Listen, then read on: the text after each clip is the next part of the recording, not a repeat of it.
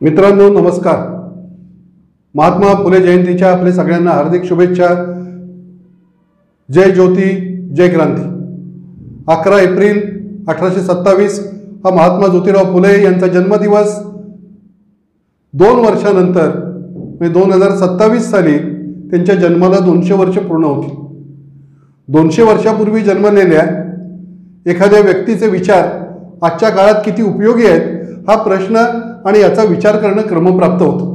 महात्मा फुले यांचे विचार कालबाह्य झाले आहेत का? महात्मा फुले यांच्या विचाराशिवाय आपल्याला पुढे जाता येईल का? असे प्रश्न वारंवार विचारले जातात। सार्वजनिक जीवनामध्ये महाराष्ट्राचा उल्लेख करत असताना अनेक राजकीय पक्षाचे नेते आणि पुढारी महाराष्ट्र हा महात्मा फुले, शाहू आणि डॉक्टर आंबेडकरांचा महाराष्ट्र आहे असा उल्लेख करतात। हा महाराष्ट्र महात्मा फुल्यांचा महाराष्ट्र आहे असं वाटावं असं काम महात्मा फुल्यांनी 200 वर्षापूर्वीच्या महाराष्ट्रात केलेलं आहे हे निर्विवाद आहे, निश्चित आहे। ज्योतिराव गोविंदराव फुले हे महात्मा फुल्यांचं पूर्ण नाव। लोकांनी सभा भरवून त्यांना महात्मा ही पदवी दिली। महाराष्ट्राच्या आणि मराठी भाषेच्या 2-2.5 हजार वर्षाच्या इतिहासात पहिला महापुरुष आहे की ज्याला लोकांनी सभा भरवून महात्मा ही पदवी दिली। एका व्यक्तीनं एका आयुष्यात जन्माला येऊन काय काम केलं हे शोधायचं असेल तर महात्मा फुल्यांच्या जीवनाचा आणि त्यांच्या आयुष्याचा घटनाक्रम समजावून घ्यावा लागतो। महात्मा फुल्यांचं काम आणि कर्तृत्व हे कालातीत आहे। असंख्य लोकांचं प्रेम हे आजही महात्मा फुले यांच्या कामाबद्दल आहे आणि काही लोकांना महात्मा फुल्यांचा कमालीचा राग येतो। त्यांच्या विचारांबद्दल सातत्यानं अपशब्द बोलणारे लोक हे आजही महाराष्ट्रामध्ये आणि भारतामध्ये सापडतात। महात्मा हा कसला महात्मा? फुले म्हणवणारी ही तर केवळ एक दुर्गंधी नावाचा एक लेख 1986-87च्या दरम्यान बाळ गांगल नावाच्या लेखकानं महात्मा फुल्यांबद्दल त्यावेळच्या साप्ताहिक सोबतमध्ये लिहिला आणि महाराष्ट्रामध्ये संतापाची एक लाट उसळली। आजही महात्मा फुल्यांबद्दल वाईट बोलणारे लोक जे आहेत ते समाजातल्या काही स्तरात आढळतात। महात्मा फुले आणि त्यांच्या विचारावर आघात केला तर महात्मा फुल्यांचं महत्त्व आणि त्यांचे विचार कमी होतील असं समजणारी आणि अशी मानसिक समजूत असणारी काही लोक महाराष्ट्राच्या सार्वजनिक जीवनात आढळतात। महात्मा फुल्यांचा विचार म्हणजे नेमका काय आहे? महात्मा फुल्यांनी सर्वसामान्य माणसांच्या जीवनाचा विचार केला।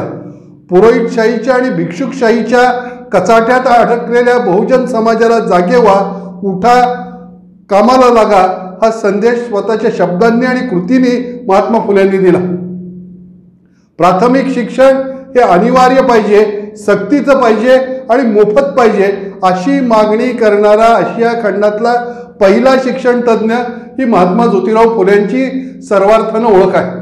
शिक्षणाचं महत्त्व ओळखणारा, शिक्षणाला सर्वस्व मानणारा आणि शिक्षणानं व्यक्तीचं व्यक्तिमत्व आणि सार्वजनिक जीवन बदलू शकतं असं मानणारा महाराष्ट्रातला पहिला महापुरुष म्हणून महात्मा फुले यांचा उल्लेख करावा लागेल।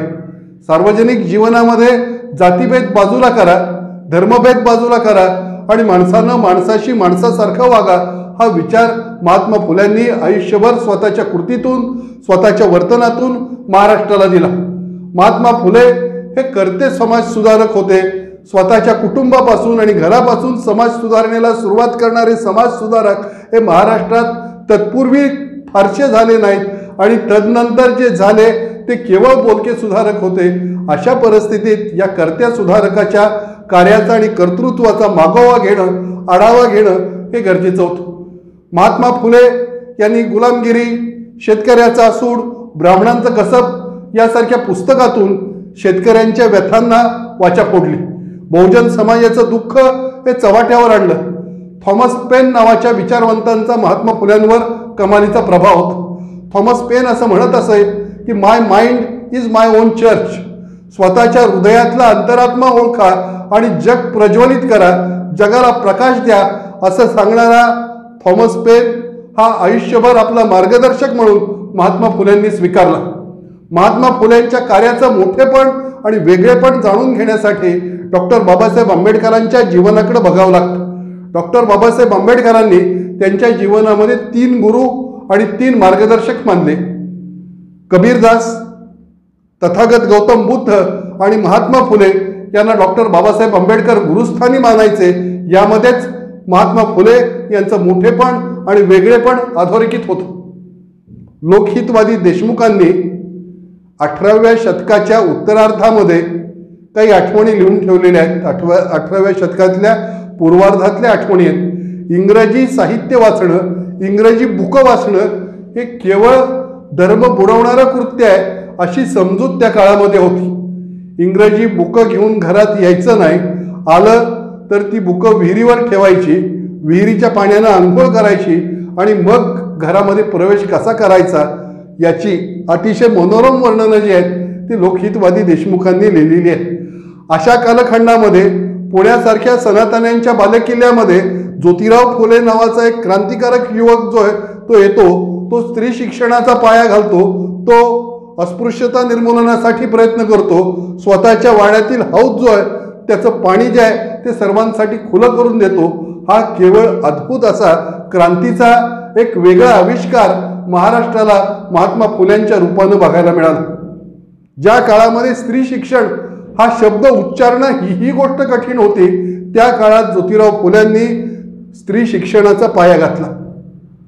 स्त्री शिक्षणाचा पाया घालत असताना आपल्या पत्नीला ज्योतिराव फुल्यांनी शिक्षण दिलं. पहिली महिला स्त्री शिक्षिका होण्याचा बहुमान सावित्रीबाई फुल्यांना मिळाला.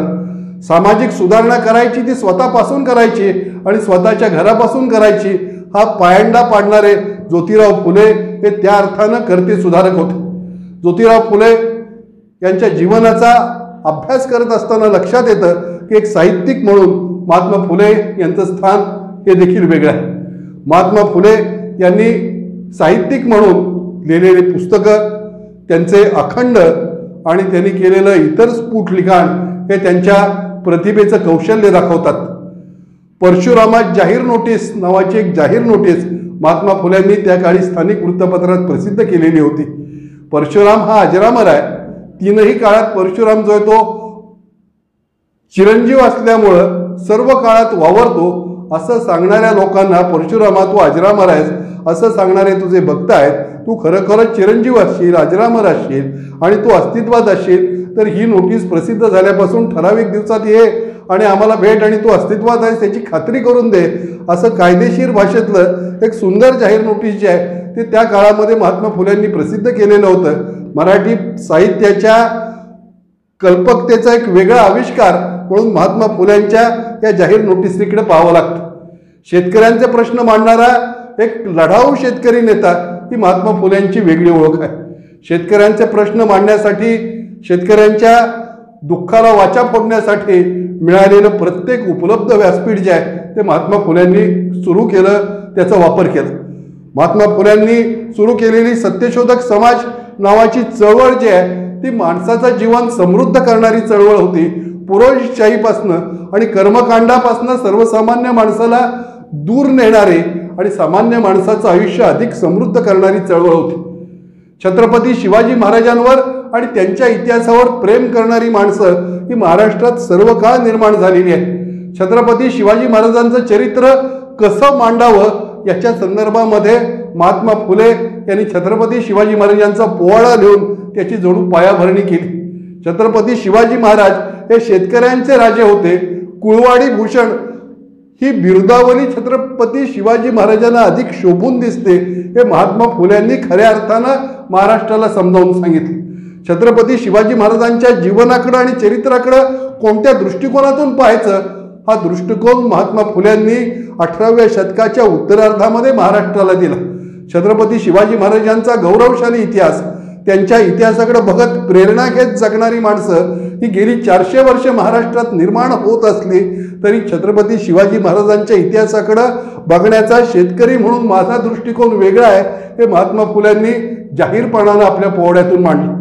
छत्रपती शिवाजी महाराजांनी शेतकरी पुत्रांसाठी केलेले अविरत प्रयत्न आणि शेतकऱ्यांच्या हितासाठी छत्रपती शिवाजी महाराजांनी घेतलेली मेहनत पाहता छत्रपती शिवाजीराजे हे शेतकऱ्यांचे राजे आहेत हे सांगणारा एक कर्ता विचारवंत ही महात्मा फुल्यांची आणखी वेगळी ओळख आहे.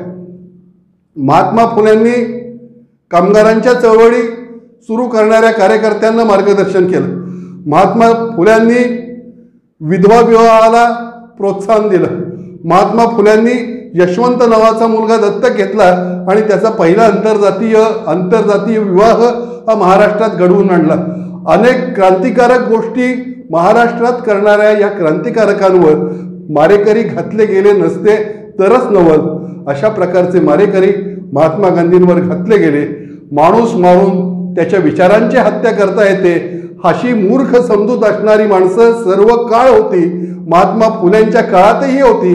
त्या व्यक्तींनी महात्मा फुले नावाचा विचार संपुष्टात आणण्यासाठी ज्योतिराव गोविंदराव फुले नावाच्या व्यक्तीवर मारेकरी घातले.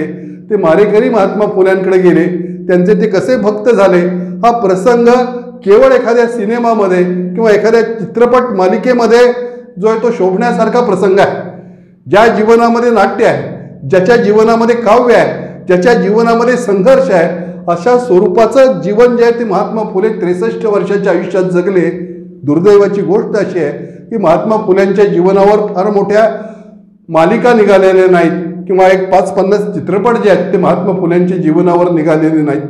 आचार्य अत्र्यांनी काढलेला महात्मा फुले नावाचा महात्मा फुल्यांच्या जीवनावरचा एकमेव चित्रपट सोडला तर महात्मा फुल्यांच्या जीवनावर फारसे चित्रपट निघाले नाहीत आणि एक मालिका सुरू झाली आणि प्रायोजकांअभावी बंद पडली. ही गोष्ट प्रागतिक महाराष्ट्रासाठी फारशी शोभा देणारी नाही हेही समजून घेतलं पाहिजे. विधवा विवाहाला प्रोत्साहन, विधवांच्या केशवपनाला विरोध, त्यासाठी नाभिक समाजाच्या कार्यकर्त्यांना हाताशी धरून केलेलं संपाचं आंदोलन, महात्मा फुलेंच्या आयुष्यामधलं हे सगळं नाट्य हे आपण कधीतरी समजावून घेतलं पाहिजे.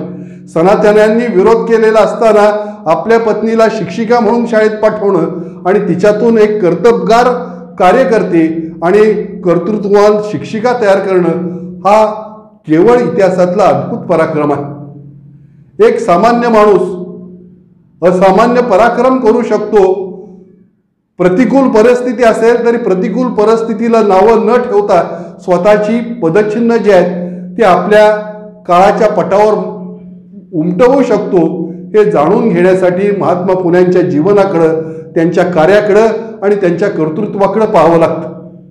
सातारा जिल्ह्यातल्या कटगुण या गावामध्ये गोरे आडनावापासून सुरू झालेला प्रवास हा पुण्यामध्ये फुले आडनावापर्यंत कसा पोचला आणि महाराष्ट्राच्या सार्वजनिक जीवनामध्ये फुलांची उधळण करणारा ज्योतिराव फुले नावाचा महापुरुष महाराष्ट्राला सुरुवातीच्या कालखंडामध्ये मिळाल्यामुळं महाराष्ट्राचं सार्वजनिक जीवन गेल्या 200 वर्षात कसं संपन्न आणि समृद्ध झालं याच्या इतिहासाचा मागोवा आपण घेतला तरच भविष्याची वाटचाल अधिक समृद्धपणानं करू शकू.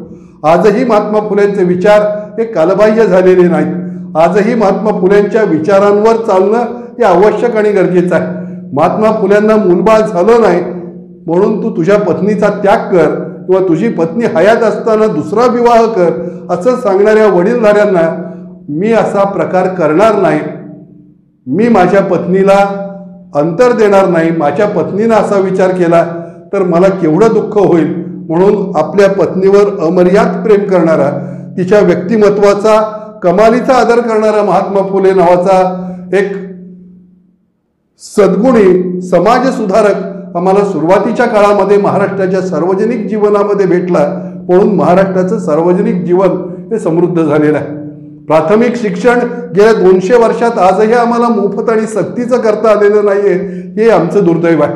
शिक्षणानं समाज बदलतो, शिक्षणानं कुटुंब बदलतं आणि शिक्षणामुळं माणसाचं व्यक्तिमत्व आमूलाग्र बदलतं. हे लक्षात घेऊन शिक्षण हे सगळ्यात महत्त्वाचं गोल ठरवून काम करणारे महात्मा फुल्यांसारखे समाज सुधारक महाराष्ट्रामध्ये झाले. म्हणून महाराष्ट्राचं हे संपन्न रूप आज आपल्याला पाहायला मिळतं. महात्मा फुले झाले नसते तर आमचं काय झालं असतं याचा विचार केला तरी कल्पनाही करवणार नाही अशी परिस्थिती आहे. 63 वर्षाच्या आपल्या आयुष्यामध्ये महात्मा फुल्यांनी जीवनाच्या विविध क्षेत्रांना स्पर्श केला.